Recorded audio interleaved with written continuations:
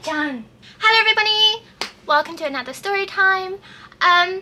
You've probably noticed that it looks more HD, and that's because I did end up buying another camera. I'm not sure if you remember the end of last year, my cat, the orange one, he pushed my tripod over while I was filming, and the lens got stuck in the camera, and basically I couldn't film any nice videos for a while. I had to use my iPhone, which I don't like using, but I saved up little by little and I managed to get a new one. Today's story time is a story I share as kind of like a private joke with my friends. This is about a photographer that most of us have shot with, a photographer that takes pictures of cute girls in Tokyo, and he's just the most annoying person I have met in Tokyo. And like, there's been a lot, but this guy is definitely number one. And it is honestly a private joke that he somehow managed to have photo shoots with all my friends, and every time he was absolutely insufferable, and at the end it culminated in me blocking him because he tried to follow me home. Okay, so backstory, this guy's name is Hiroto. Not his real name, but we're gonna stick with that. So he did a few photo shoots with one of my friends, and honestly, he's a really good photographer. Like, he really knows light and shadow. He has a very good camera, and so obviously the pictures he took, they're amazing. Like, he's a really good photographer. So when he reached out to me to do a photo shoot, I saw that he worked with one of my friends before, and so that made me feel like I could trust him a little bit more. And he mailed me initially. I didn't pick up any red flags, only that he talks a lot. Like, he doesn't speak English, so this is all in Japanese, and it's just like walls and walls of text, which is quite a lot for me as I'm a non-native speaker of Japanese. And so like, immediately I could tell that this guy was a lot, and I wasn't sure what to expect when I met him because I hadn't seen any pictures of him. The first time I met Hiroto, he told me to come to a very specific station I'd never been to before, and I would later find out that's where he lived. So it seems like every time he mails you, he drags you to like 5 minutes away from his house to shoot, so he wanted to shoot in this very specific park near to his house. So I went there, I met him, and the first thing I noticed about him was he is very small. And I'm only mentioning this because the first thing you do when you go to like something like this is, will this man be able to kill me? And this man definitely wouldn't be able to overpower me. That's something I saw immediately. He's probably like 5 foot tall, much smaller than me and a lot less muscle mass than me. So I was like, oh yeah, this is totally fine. He asked me to meet him in the early afternoon, and as soon as I arrived, he said, the sun's too bright to shoot now, so let's just go to Caesarea. And we went to Caesarea, and he ordered one tiny pizza, and he sat there and he ate it for 2 hours, this tiny pizza, the whole time talking. I didn't order anything because obviously it's like 12 o'clock and I've already had breakfast, and I'm not gonna eat like spaghetti bolognese if we're gonna do a photo shoot, am I? Oh my god, can this guy talk? The whole time he was talking about like different movies. Once he found out I liked movies, he would not stop talking about like really obscure movies from the 80s. He said a lot of really bizarre stuff. Like, he kept saying that he felt like he was a foreigner in his heart, and that actually he was a foreigner because his granddad was from Hokkaido. And I told him how that doesn't work because Hokkaido is still in Japan and that doesn't make you a foreigner. He said how he went to live in the US for 6 months, but then after 2 months he come back to Japan because he felt unsafe, and that he made a friend who was black, but even though this guy was black, he wasn't dangerous. I was like, Jesus Christ. The other thing is he would go on and on about his job. Honestly, I wasn't listening that profusely. His job is something fashion photographer. He bragged a lot about doing shoots for Gucci and Versace and all this stuff. I honestly wasn't really listening because I just don't care. And then he kept saying about how his hobby is going to the gym and how he's always bench pressing and doing weights, and he asked me to feel his muscles, which is hilarious because this man is tiny. Like, I have more muscle mass in one ass cheek than he does in his whole body. But of course, it's my first time meeting this man, so I had to be like, wow, you're so buff, amazing. So it reached like 2:30, I think. We'd been in Caesarea for more than 2 hours, and finally he said that we can leave, thank God. So we went to do the shoot. It wasn't that bad. He's, as I said before, like, he's a good photographer. The only annoying thing is he directs you like way too much. He really feel like, I really feel like he feels like we're on the set of Vogue, and he kept saying how the cute clothes I have are nice, but it would suit me more if I dressed in more like sexier adult clothes because I have big boobs and stuff like that. It was just super unnecessary and gross. Like, at this point, I'm counting the red flags in my head, trying to weigh up if I would ever see this man again, because honestly, this was insufferable by the end. By the end of the shoot, we had spent maybe 5 or 6 hours together, and honestly, I was exhausted. As I mentioned before, like, meeting someone for the first time, it really drains your social battery, but when this person doesn't shut up in your non-native language the entire day, I was just exhausted. Like, he would not stop talking. He was showing me different music on his phone, recommending me games. He just talked and talked about himself. He didn't ask me a single thing about myself, thank God, but he just kept talking. The shoot was done. The thing I heard from my friend was like, this guy's good, but he's only going to give you a couple of pictures back. So I asked him if I could take his SD card and just take them off myself when I got home and return the SD card to him because he lived close to me, and he said yes. So I went home, I did that. The pictures were pretty good, like, not gonna lie, he's a good photographer. I had to meet up with him again and return the card, so we suggested a day. Guess where he wanted to meet? Caesarea. I met him again, I dropped off the card, I tried to leave, but obviously, to be polite, I stayed a little bit and I had like a side dish or something.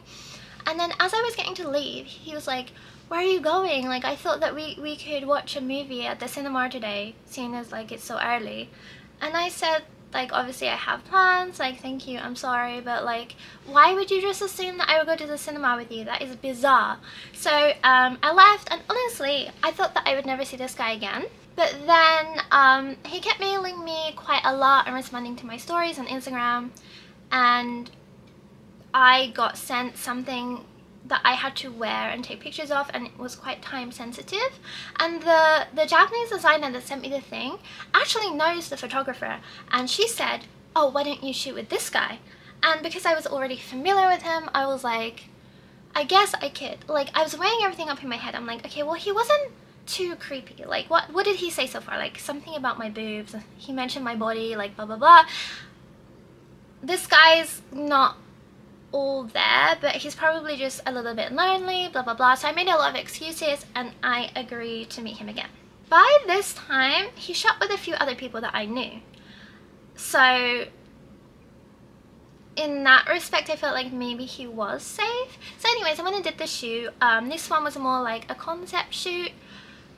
I planned everything, I did everything. He just had to take a picture. It wasn't that bad. He was very talkative. I thought that maybe he was just nervous the first time, and that's why he was talking too much, because I also do that too, but actually he just doesn't stop talking at all. And this time we shot into the night because one of the things we were using was a lantern, and then afterwards he wanted to go eat out, so I agreed. But then I noticed, like, you know, I ate quite quickly, and then he was just trying to like hang around and keep me to stay as long as possible, and it just got kind of awkward. But he did say when we were eating, oh, this is really nice, it kind of feels like I'm having dinner with my daughter or something like that. So at that time I really just felt like he was lonely, and maybe he was looking for like a daughter figure to feel, and that's why he was doing this. I really tried to rationalize this man in my head. Then after that I met up with a bunch of girls, and a few of them had actually had photo shoots with him recently, and we all compared notes. They all said that as soon as he met them, he would make them sit in Caesarea for like 2 hours watching him eat a pizza and him just talking about himself.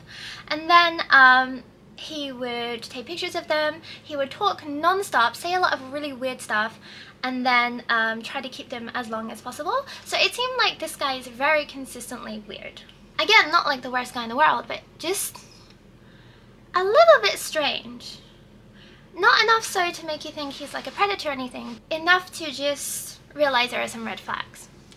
Then, finally, he reached out to 2 of my closest friends and he wanted to do a photo shoot.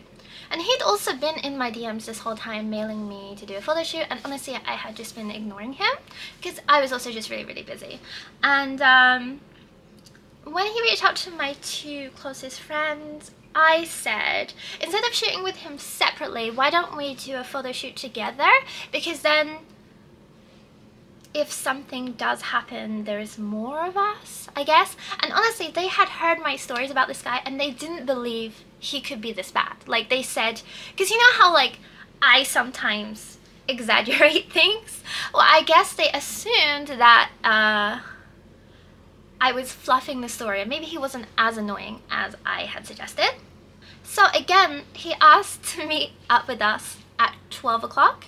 And remember, I do this stuff all the time, and I know that 12 o'clock, and it was summer, is no time to be meeting up, taking pictures. It's going to be too bright. So I told them he's going to take us to Caesarea. My friends didn't believe me. As soon as we arrived, he told us, oh, I'm in Caesarea, come meet me here. And we met him, and he was already eating his tiny little pizza, and we sat down.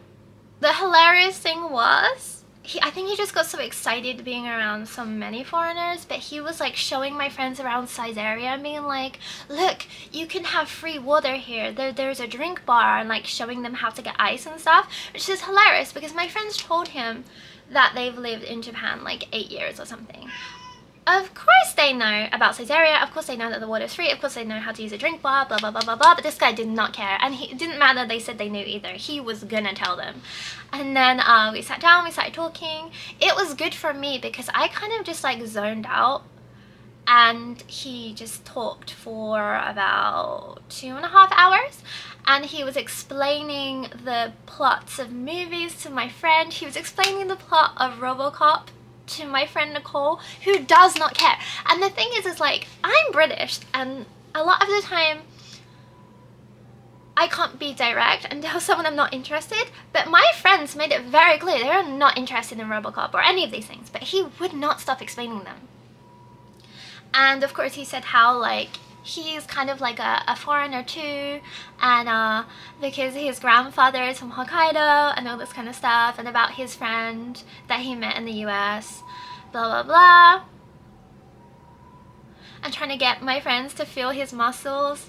It was just like rewatching a movie I'd already seen, but I was cracking up. It was so funny because after we left Caesarea, they were like, Katie, you're right, like we thought that you exaggerated, but this guy, he's the most annoying person I've ever met in my entire life. And I'm like, I told you. We went to his favorite park, the same place that I shot at every single time. Like, I'm already bored of this park now. It is the middle of summer. This is a park by his house. It is next to a river. Therefore, it's just full of bugs. I didn't realize today we would be shooting near the river, so there was just so many mosquitoes. Me and my friends got bitten all over our bodies. It was a lot. Like, even though this guy shoots here all the time, he didn't think to warn us before or to bring any bug spray or anything like that, so we ended up getting really bitten. Like, my legs just swelled up. It was a bad time. But I had a really nice shoot with my friends. It was much better having my friends there because we could talk amongst ourselves. And again, he wouldn't stop talking and showing us music, blah blah blah blah blah. But overall, this time it wasn't that bad. We finished doing the photo shoot and then we went to eat out for dinner again. And this time, it wasn't that bad. He did say a few questionable things. Like, he was saying which of our friends were his type, and like which one he thinks would make good wives, stuff like that, and that just made me feel really, really uncomfortable. He mentioned to my friends about my boobs being big. I wouldn't say complex about it, but I just don't like people mentioning things about other people's bodies. There's no need for it.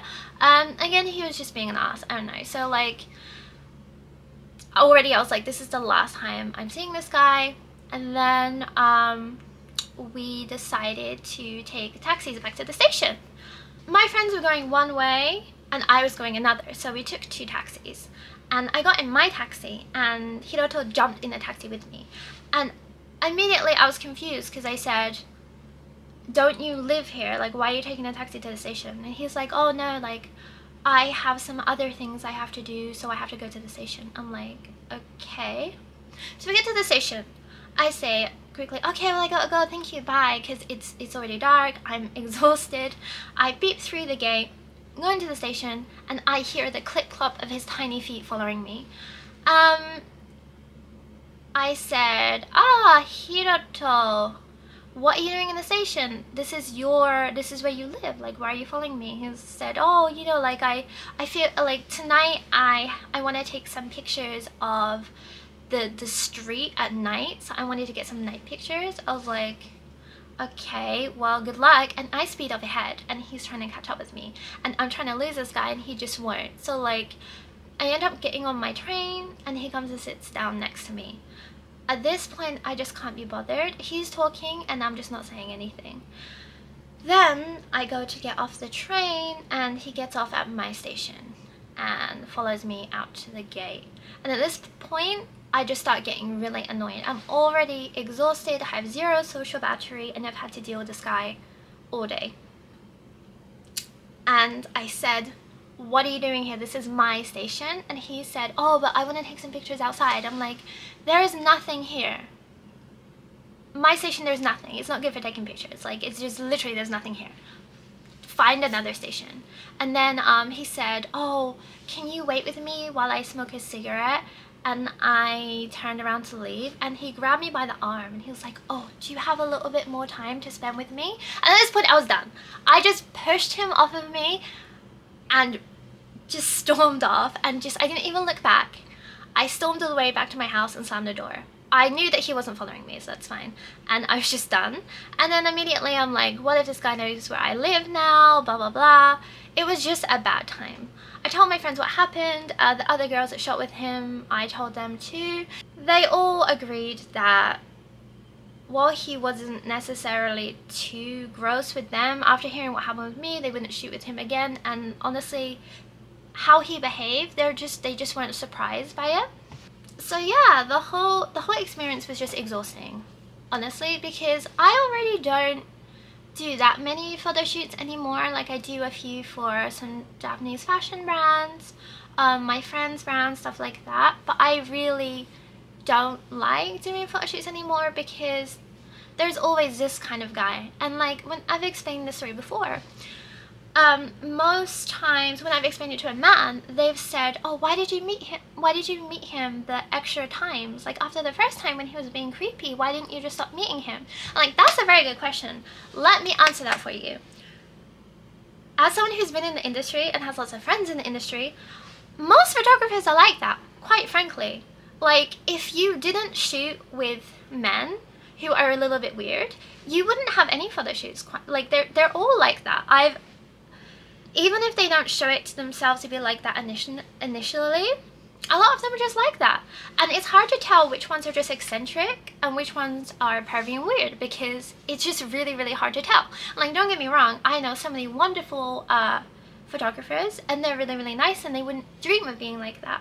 And then I know a lot of guys like that who are just a little bit pervy. Like, I don't even know the word to describe this guy. He's just weird. So yeah, that's the story. Let me know what you think. For me and my friends, it's kind of like a big joke. Every time we go to Caesarea, we try to teach each other how to use the drink bar and we pour each other the free water and we make a big joke out of it. That's what we do because it's a light-hearted way of acknowledging what happened. Like, him following me home was really, really creepy and no one should have to deal with that. Do I think that he is a creepy predator? Not really. I don't really think he would have tried anything with me. But again, better safe than sorry. And just don't follow women home. Like, it's not that hard, is it? Like, I don't understand what his goal was. I think he is just a very lonely man. And so, like, at first, I excused him a few times because I felt like he is lonely. But then I thought about it and I'm like, I honestly don't care. Like, if this is a man who, he said that like he's unmarried and that he wanted to have kids, blah blah blah. He's like, what, almost 50? He definitely could marry a woman his own age or around his own age. But instead of that, he wants to take pictures of like younger foreign girls. Like, that's obviously his type because he talks about it a lot, and I honestly have no sympathy for that kind of man because you're never gonna get a cute foreign girlfriend that's like 15 years younger than you. It's just not gonna happen. And yeah, I'm telling this story because if you come to Japan and you do any kind of modeling stuff, and it's honestly not a Japanese thing, like it's not about being in Japan. I've known so many of these photographers in England, a lot of them work in the industry, and they're just, you know, like, there are predators out there, you just gotta be careful. You get better at recognizing the red flags, but a lot of them are really, really hidden, and we make a lot of excuses for these people, particularly because a lot of people in the arts industry are quite eccentric, and it's often hard to tell the difference between someone who's really eccentric and someone who's dangerous. So yeah, everyone, just be safe, thank you for watching, and as always, please subscribe.